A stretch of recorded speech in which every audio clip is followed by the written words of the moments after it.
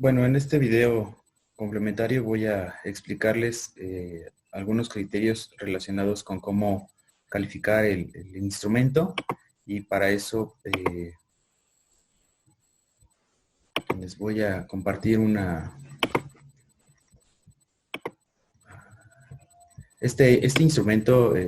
Pues como veíamos, lo que vamos a hacer para poderlo calificar es ya que aplicamos el dibujo, poder ver cómo están los resultados y entonces empezar a puntuarlo con las diferentes criterios que tenemos en estos resultados. Entonces empezaremos a puntuar en relación a la esfera, cómo está la esfera de la carátula del reloj, si está normal o si está bien hecha. Entonces le pondremos 2 puntos. Supongamos que aquí le ponemos 2 puntos. Sumaremos 2 puntos más los criterios que van marcando acá.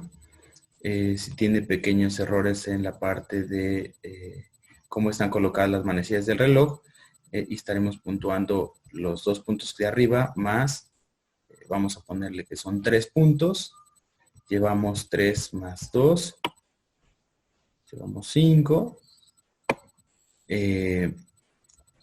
Supongamos que en esta parte de aquí saca otros 2 puntos, porque en la parte de los números no colocó todos los números completos, hubo algunas omisiones. Entonces sumaremos 5 más 2, 7.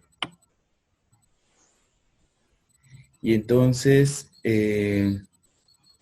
vamos pues a leer las condiciones sobre la parte de la calificación. Tengo 7 puntos. Entonces dice: puntos de corte para la estimación del deterioro cognitivo asociada con la demencia tipo Alzheimer. Ajá.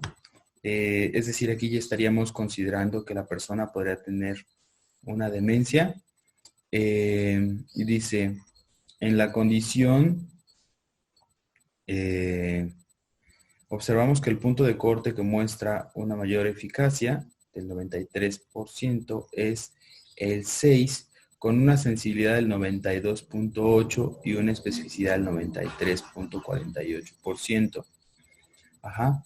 ¿Qué quiere decir? Estos son estadísticas. Dice: por tanto, consideramos el test como positivo si el valor de la suma de las 3 puntuaciones, es decir, la esfera, la de los números y la de las manecillas, es menor o igual a 7.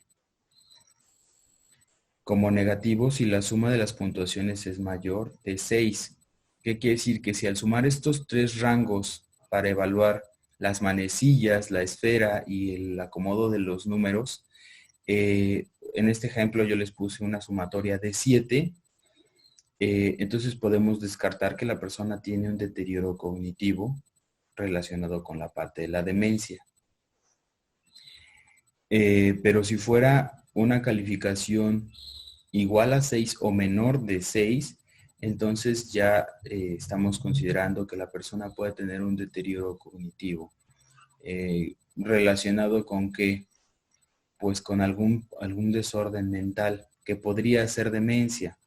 El instrumento está hecho para evaluar la demencia, sobre todo, como les decía, relacionado con la parte de la edad.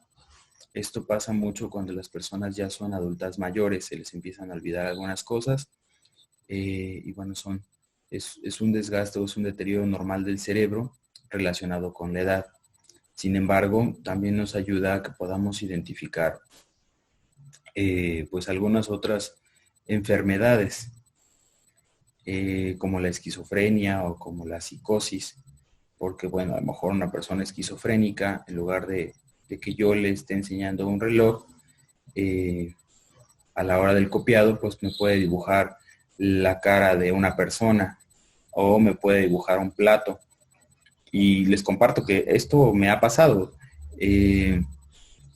En la alucinación, cuando yo le pido a la persona que me dibuje un reloj, pues me lo dibuja a lo mejor,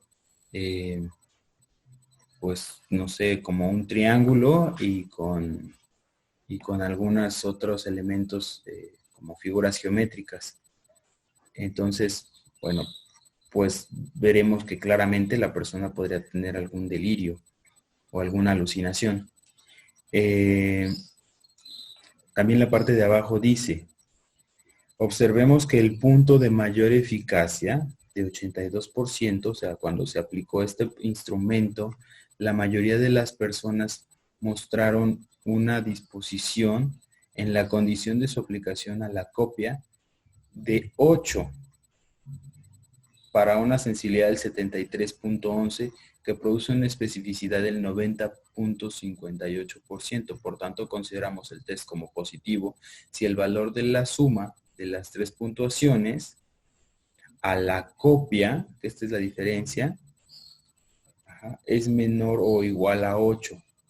Y como negativo si la suma de las puntuaciones es superior a 8. Entonces, ¿qué tenemos en la parte de arriba? Que la persona lo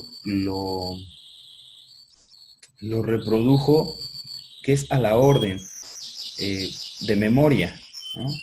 Cuando es a la orden es que yo le pedí dibuja un reloj, pero sin mostrarle el dibujo. Y entonces la mayoría de las personas con la población que se aplicó para poder validar y estandarizar este instrumento, se obtuvo un resultado descartando, ¿no?, el Alzheimer o la demencia, un valor negativo mayor a 6, es decir, con 7.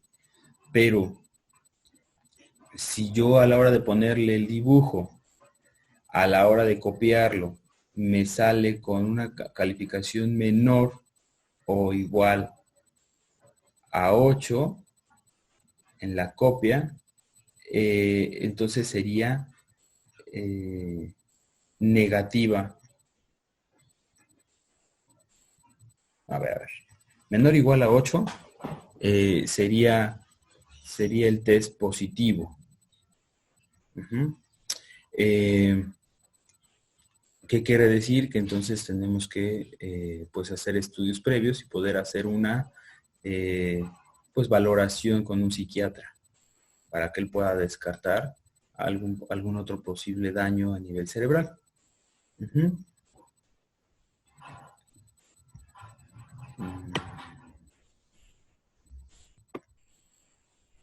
¿Qué es TRO y TRC? Aquí viene, es la abreviatura del instrumento, test del reloj a la orden y test del reloj al copiado. Entonces nada más como para poder simplificar el instrumento le ponemos estas abreviaturas. ¿Qué otra cosa pueden preguntar? Relacionado con la edad, bueno, pues cuando nosotros tenemos la sospecha de que ya hay algún deterioro, ¿no? Puede ser, digo, si aquí el instrumento normalmente nos marca la mayoría de edad, pero si yo tengo, yo tengo sospechas con un niño de unos 13, 12 años, yo podría aplicarlo sin problemas, porque pues un adolescente ya sin problemas sabe identificar las horas del reloj, ya sabe cómo se lee las manecillas y ya podríamos aplicar este instrumento. Con un niño más chico tendríamos que visualizar la parte cultural y la parte de su aprendizaje con respecto a la lectura del reloj. Por decir, a lo mejor un niño de 8 años todavía no aprende bien a identificar esta parte relacionada con la parte numérica, con la parte secuencial, con la parte lógica, y tal vez podría tener algunos errores no derivados de un problema mental, sino derivados de su aprendizaje académico. Entonces, de un niño de 8, de 9 hasta 10 años, pues tendríamos como que considerar si el niño realmente ha adquirido estos aprendizajes básicos de la lectura de la hora o todavía no. Entonces, mi sugerencia es que si nosotros lo vamos a aplicar con niños, lo podemos utilizar como un criterio, pero tal vez necesitemos utilizar otro instrumento para confirmar este diagnóstico. Por lo que yo le sugeriría que entonces podría ser partir de los 12, 13 años que ya podemos empezar a aplicar este instrumento, pues para tener también un margen de error, ¿no? A la hora de poderlo aplicar y que no sea eso un sesgo en nuestra aplicación. Bueno, pues ahora quiero compartirles otro instrumento y este instrumento se llama subescala de pistas. Fíjense que yo trabajo con personas que consumen drogas y una de mis funciones para poder hacer una evaluación y crear un diagnóstico es identificar que yo puedo trabajar con esta persona.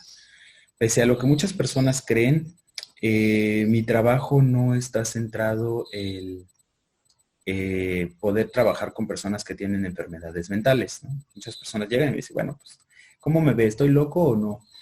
Si estuvieras loco, yo creo que no podría trabajar con la locura de las personas.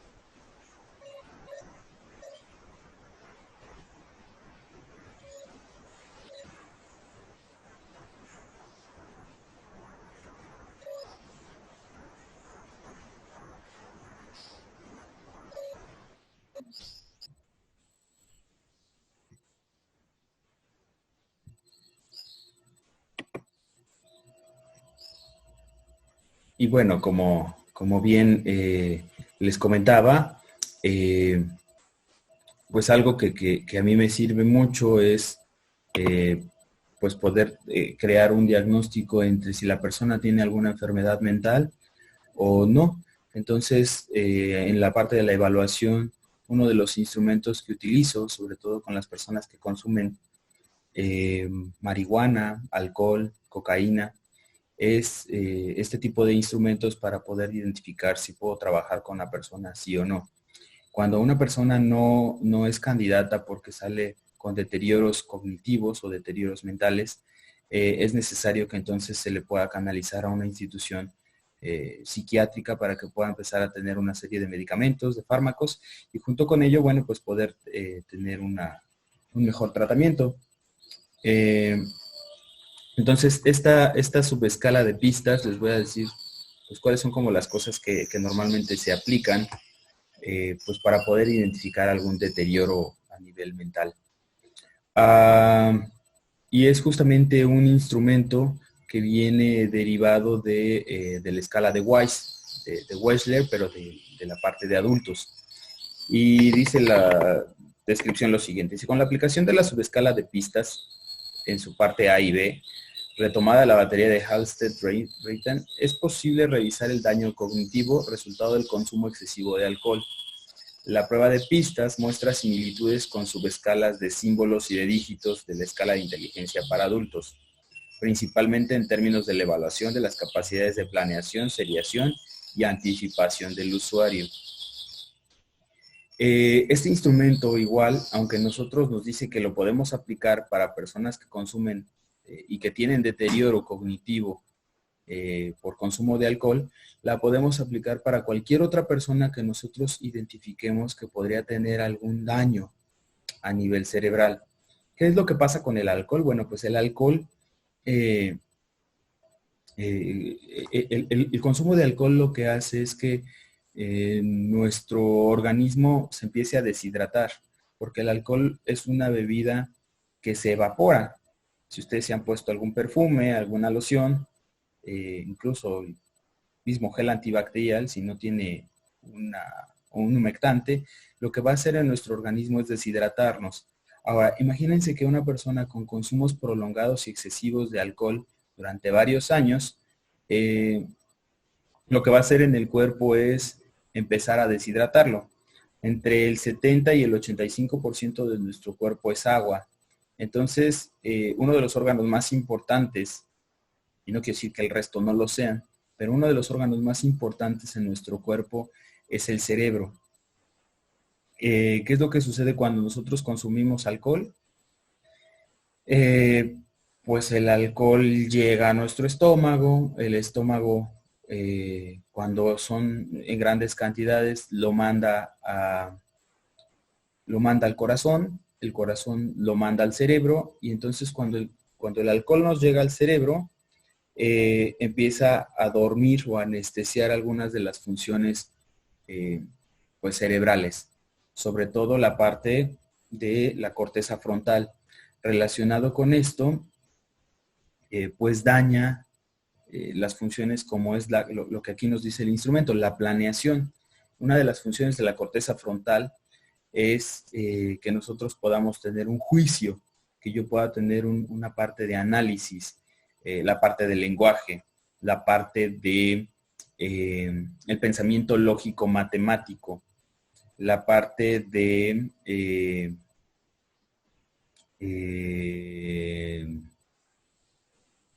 hacer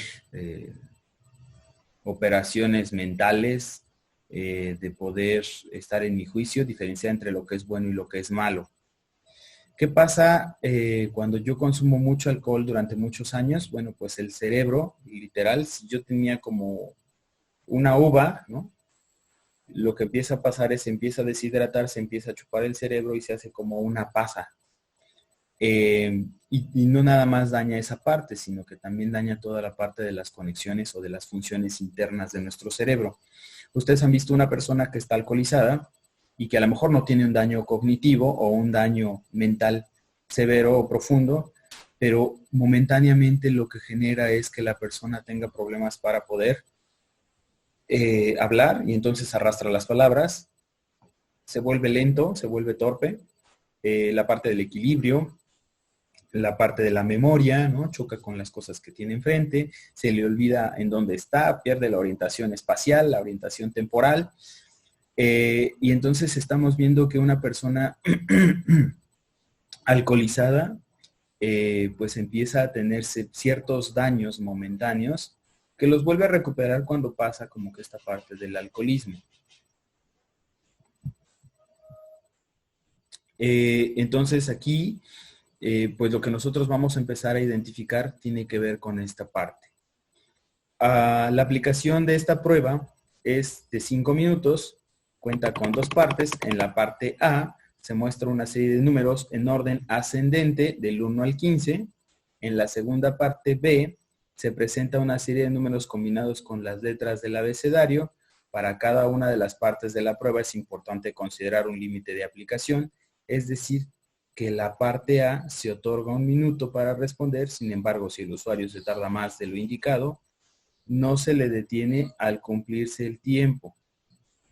Simplemente se toma el tiempo en el cual realizó la tarea.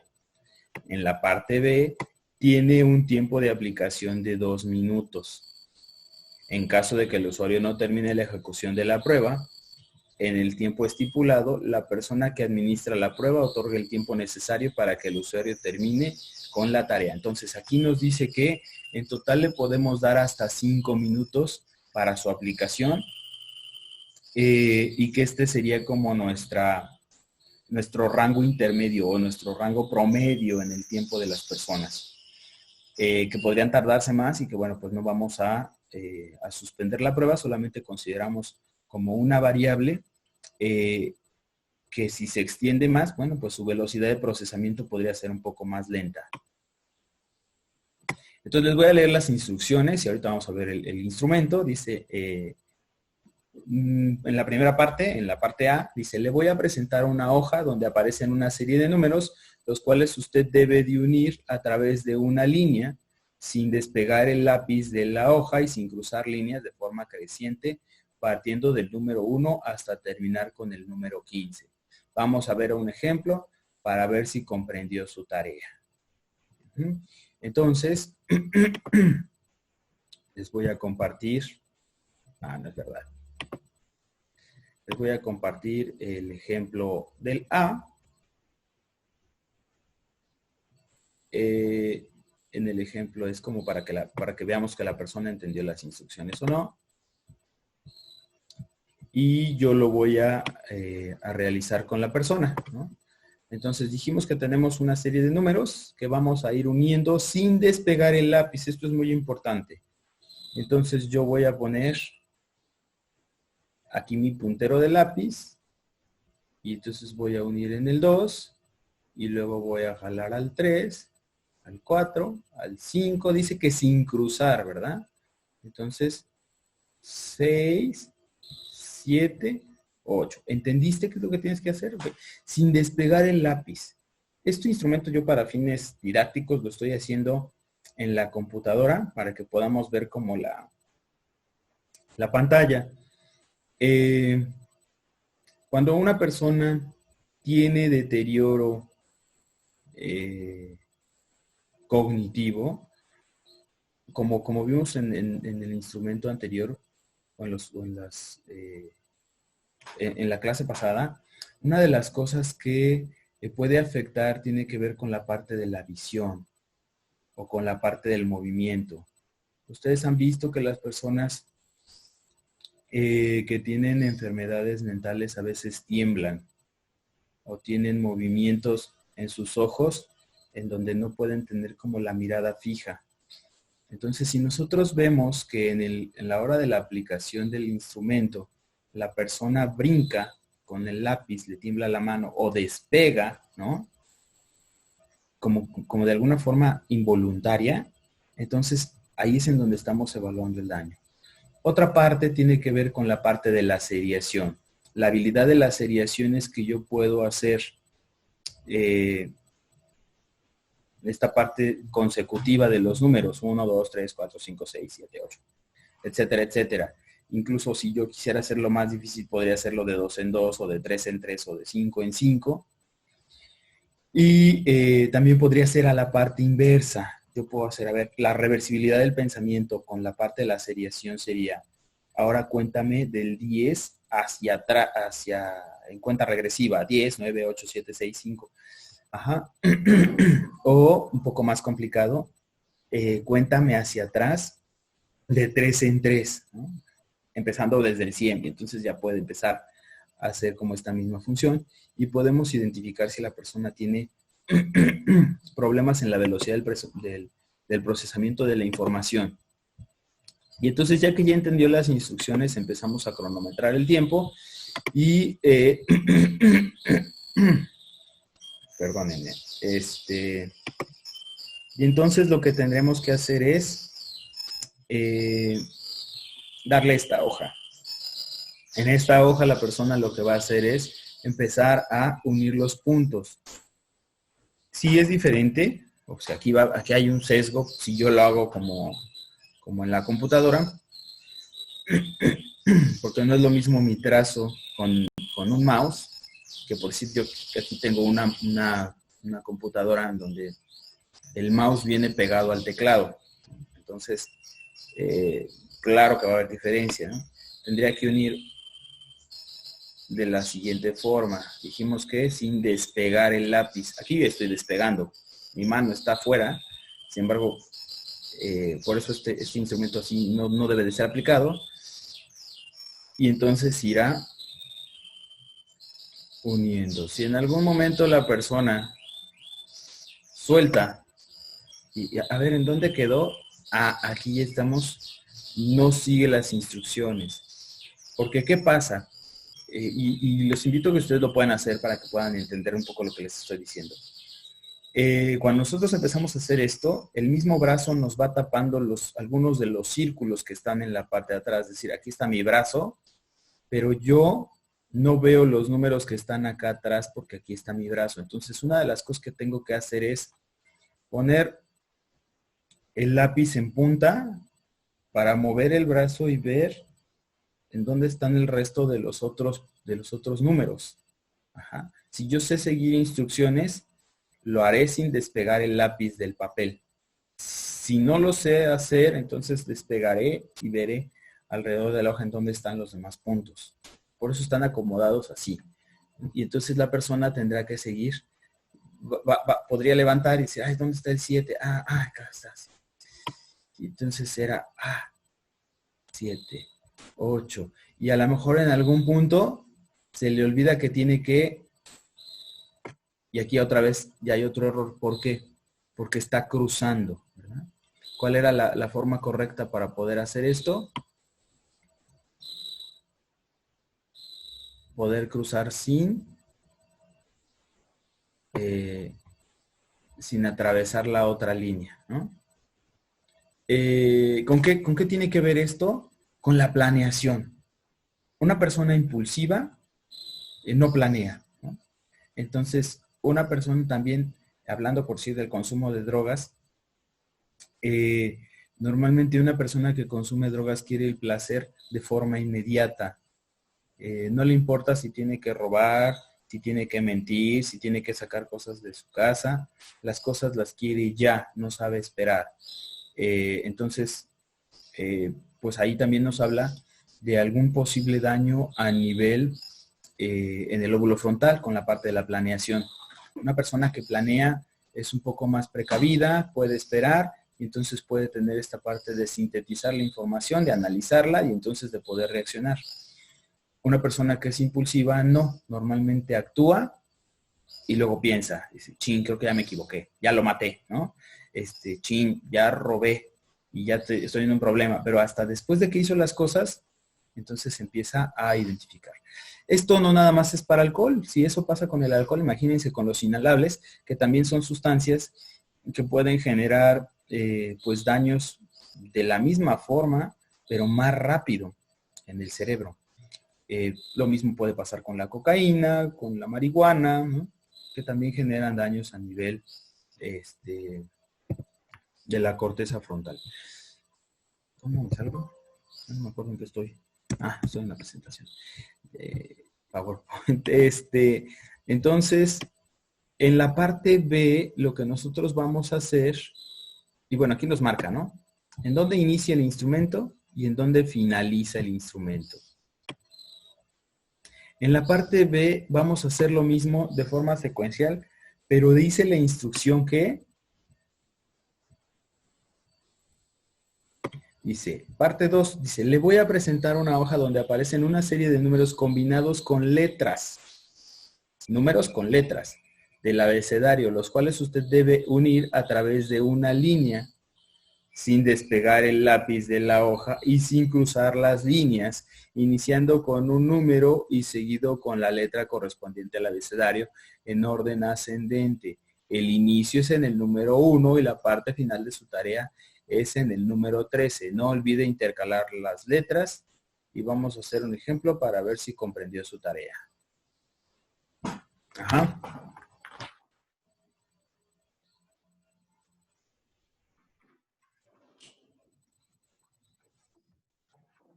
Perdón, es que el ruido me molestaba. Entonces, pues vamos a tener igual un ejemplo para entender la tarea. Y en la parte del ejercicio vamos a unir entonces números y letras. Voy a unir, es lo mismo, sin despegar. Voy a unir el 1 con el A, después el 2 con el B, el 3 con el C, el 4 con el D y así sucesivamente. Entonces cuando tenemos ya la hoja en donde empezamos a tomar el tiempo, aquí me dice cuál es el inicio y haré exactamente lo mismo. Ajá. Voy a, sin despegar, voy a unir el 1 con el A, el 2 y luego sigue el B y entonces se puede tardar, la persona se puede tardar en identificar, porque pues claro que están todas desordenadas. Sin embargo, aquí tenemos cuánto de tiempo para poder contestarlo, 2 minutos. Se puede tardar más tiempo y realmente eso no afecta siempre y cuando no veamos que hay como un daño así importante. Entonces, ¿qué es lo que hace la persona? Una persona que tiene problemas a nivel cognitivo, a nivel secuencial, le va a costar trabajo después de varias, después de seguir esta parte consecutiva, porque va a ser, a ver, 1, A, 2, B, 3, A, B, C, C, A, sí, C. Y así, de esa forma, una persona que ya lo tiene como más mecanizado, pues lo hará muchísimo más rápido. Y entonces podremos ver que, de verdad, una persona que tiene un deterioro cognitivo centrado en la parte del lóbulo frontal no va a poder terminarlo, o lo va a terminar, pero lo va a terminar mal. Hay pacientes que yo he atendido y que dicen, ya no puedo, ¿no? Ya no le entiendo, ya me perdí. Entonces, aunque empiece otra vez con el 1, 2, 3, 4, A, B, C, D, E, F, G, ¿no? Les cuesta mucho trabajo terminar la operación porque es algo muy complicado. Porque ustedes me dirán, bueno, ¿y cómo voy a saber cuando una persona realmente tiene problemas? Nos vamos a dar cuenta en el tiempo y en la ejecución. Si tiene muchos errores y tiene muchos problemas, no lo va a poder contestar.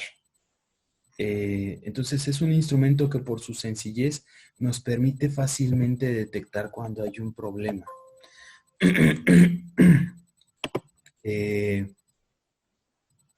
Igual, ¿con quién no podemos aplicar este tipo de instrumentos? Bueno, normalmente este instrumento está hecho para adultos. Sin embargo, si yo ya tengo un joven, lo mismo, que ya sabe leer y escribir, que ya pasó por la primaria, entonces igual podríamos aplicarlo para poder descartar, ¿no? Algún trastorno de tipo mental. ¿Cuál es la sugerencia? Bueno, pues que haya terminado la primaria y que esté cursando la secundaria. Porque bueno, se supone que en la primaria ya a esas alturas ya terminó de ver los números, las tablas de multiplicar, las restas, las fracciones, y entonces esta parte también de leer y escribir ya es una habilidad que ya está un poco más desarrollada. Podríamos encontrar sorpresas, ¿verdad? Pero nosotros tratamos de que normalmente sea, pues, si lo vamos a aplicar a personas que son menores de edad, que sea pues a partir de secundaria, considerando como la parte cultural, ¿no? La parte de la entrevista. Si nos damos cuenta que le cuesta trabajo leer o hacer operaciones matemáticas, incluso teniendo pues más de 16 o de 18 años, pues muy probablemente el sesgo estará en la parte cultural.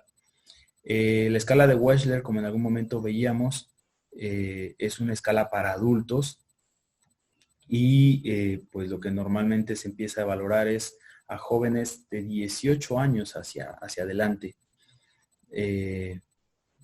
Pero yo puedo sin problemas hacerlo desde los 16, 15 años sin problemas, ¿no?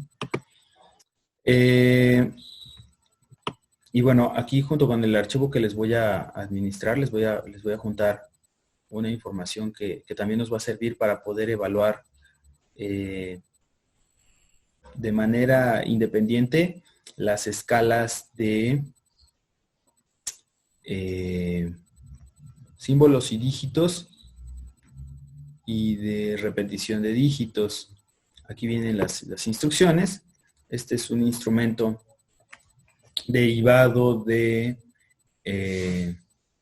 la escala de Wechsler y que lo podemos aplicar, como en algún momento veíamos, de manera independiente. Dice, la aplicación de estas dos pruebas permite evaluar el nivel cognitivo que se encuentra en la escala.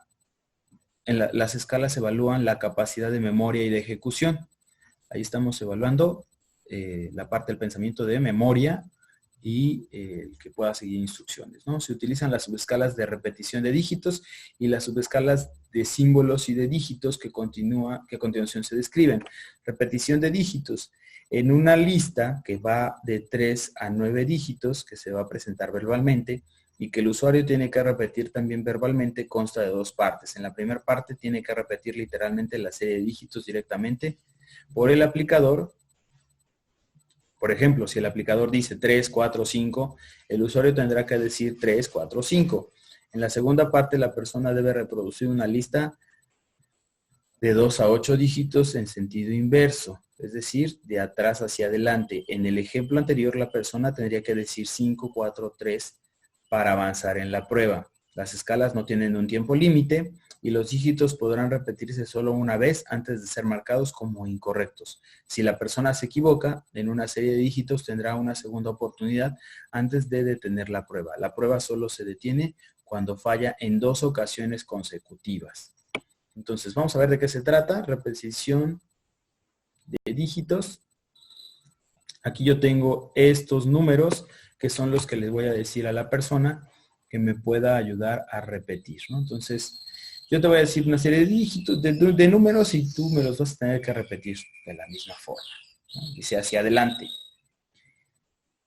Yo le digo 5, 8, 2 y la persona tendrá que decirme 5, 8, 2. Y si me lo dice de forma correcta, entonces yo le voy a decir 6, 4, 3, 9. Ajá. Y supongamos que la persona en este ejercicio dice 6, 3, 4, 9. No los está diciendo bien, por lo tanto tengo un segundo intento para poder repetir la prueba. Entonces le digo 7, 2, 8, 6. Y si en este me lo dice bien, 7, 2, 8, 6, entonces paso a la siguiente. Supongamos que la persona se equivoca en el siguiente apartado. Yo le digo 4, 7, 2, 3, 1. Y me dice 4, ¿me lo puedes volver a repetir? Esta ya la tiene mal. Si me dice eso, entonces le vuelvo a repetir, pero le repito el ejercicio 2. 7, 5, 8, 3, 6. Y me dice 7, 5, 8, 6, 3. Aquí ya se equivocó. Entonces dice que cuando yo me equivoco en 2, hasta aquí suspendo la prueba. Es decir, esta persona, en este ejemplo que les estoy poniendo, va a tener una calificación de 4 puntos. Ahora, suspendo ahí la prueba.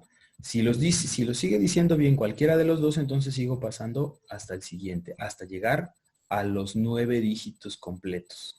Es decir, aquí se otorga un punto por cada número correcto que va diciendo.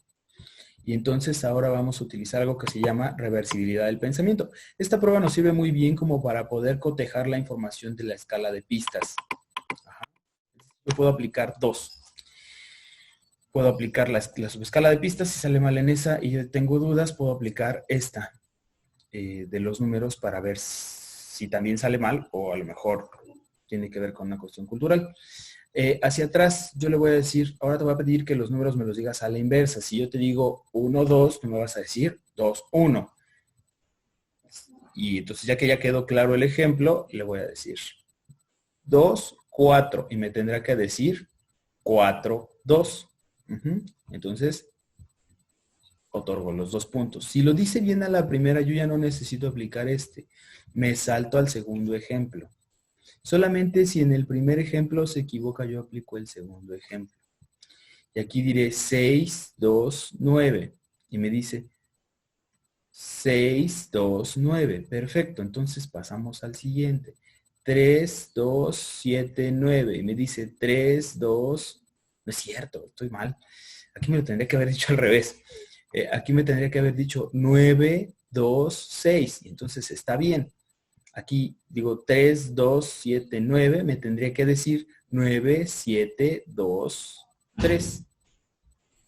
En el que sigue 1, 5, 2, 8, 6. Y a lo mejor se va a tardar un poco más porque entre más números son, más complejo va a ser hacer la parte de la reversibilidad del pensamiento y me dirá 6, 8. Y a lo mejor me dice 5, 2, 1. Entonces, yo no le digo que se equivocó en automático, le vuelvo a decir otro de 5 dígitos, ¿no? Y le vuelvo a decir 6, 1, 8, 4, 3. Puede decirme 3, 4, 8, 6, 1. Y a lo mejor después corrige y dice, no, 1, 6. Entonces está bien. Y paso al que sigue. Cuando en 2 se equivoque, entonces ahí suspendemos la prueba y supongamos que yo tengo aquí 5 puntos, voy a sumar los 5 puntos más los puntos que tengo acá, que acá tenía 4. o 3, no me acuerdo cuántos. Y ese número total me va a dar una calificación, una puntuación total que yo tendré que buscar en esta tabla que dice repetición de dígitos. Supongamos que me salieron 8 puntos. Entonces tendré que buscar en esta tabla a cuánto equivale mi puntuación normalizada. ¿Qué quiere decir? Que saqué 6. Ajá. ¿Y qué con este número?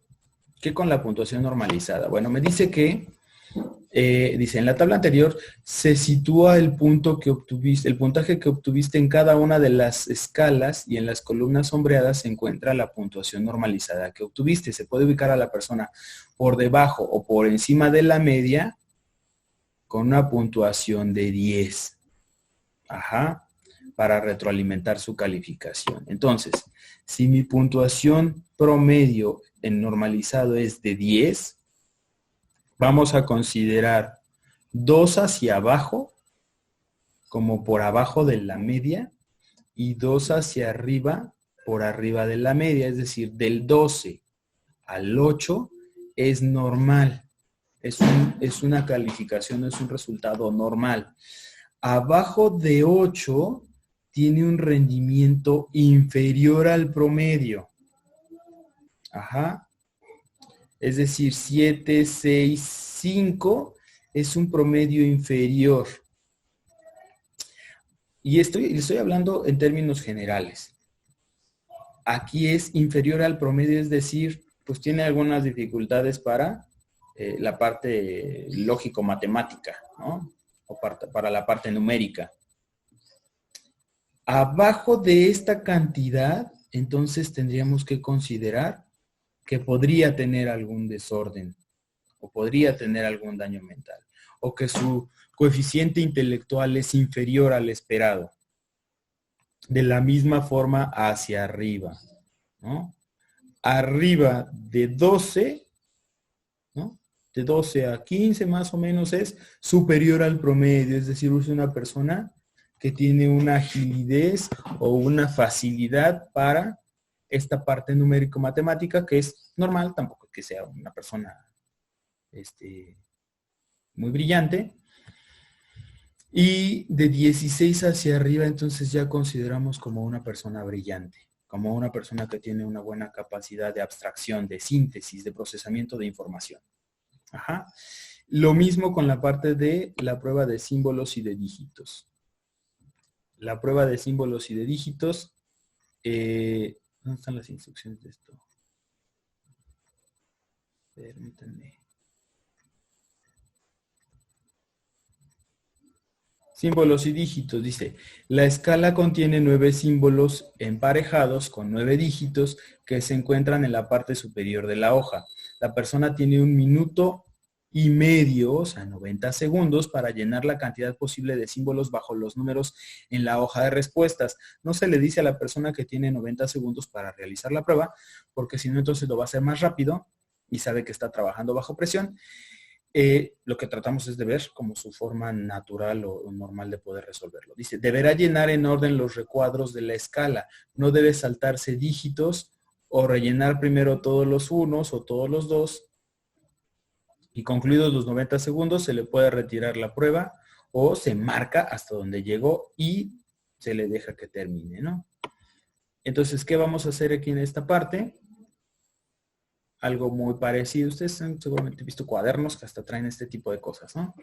Traemos un número aquí y este número trae un símbolo, ¿no? El 2 representa esta T invertida, el 3 esta casillita, el 4 esta L, el 5 esta U, el 6 la O, el 7 está como V invertida.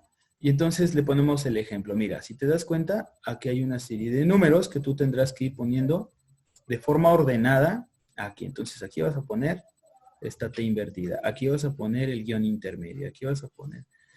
Le pongo 3, 4 ejemplos y después verifico si entendió la información.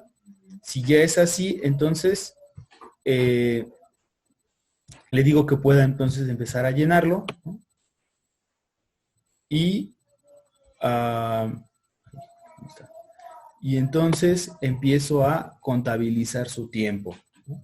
A partir de que le doy el lápiz y él empieza a llenarlo, entonces ya empiezo a cronometrarle el tiempo para poder calcularle. A los 90 segundos, supongamos que se quedó por aquí, puedo retirarle el instrumento o puedo marcar con una rayita del lápiz a dónde pasaron los 90 segundos. Puede terminar todo el instrumento, pero yo cuando contabilice, solamente voy a contabilizar hasta mi rayita, hasta donde fueron los 90 segundos. Voy a cotejar que los resultados sean correctos, voy a otorgar un punto por cada respuesta correcta y entonces empiezo a contar 1, 2, 3, 4, 5, 6. Todos los números de aciertos. Al final, los números de aciertos, me voy a ir a mi prueba, a mi hoja de resultados para saber cuáles son las puntuaciones que tuvo. Supongamos que tuvo 30 puntos, entonces aquí dice que entre 29 y 34 puntos, su punto de corte es 6, 6, y dijimos que 10 era el promedio, está por abajo del término medio, ¿no? Así de forma general, por abajo del término medio. Esa sería la parte de los resultados. Si sacara un poquito más hacia acá, ¿no? Bueno, pues es un poco más lento, ¿no? Y le cuesta trabajo igual, como que esta parte de la memoria, esta parte de la asociación, y ya más abajo entonces tendremos que aquí aplicar una evaluación o una canalización, así que para poder seguir haciendo estudios que nos puedan cotejar la valoración sobre algún problema de disfunción mental. ¿Ok? Entonces, bueno, pues les dejo estos instrumentos para que ustedes los puedan revisar. Si tienen dudas, bueno, pues igual tendremos alguna clase presencial para que nosotros podamos aclarar y resolver algunas dudas con relación a este instrumento. Considero yo que son instrumentos muy sencillos, pero que pueden ser de mucha utilidad para poder descartar la parte de los daños orgánicos. Con esto terminaríamos como esta parte de la valoración orgánica en esta semana. Y bueno, pues les agradezco mucho por su atención y de mi parte sería todo. Pues muchas gracias.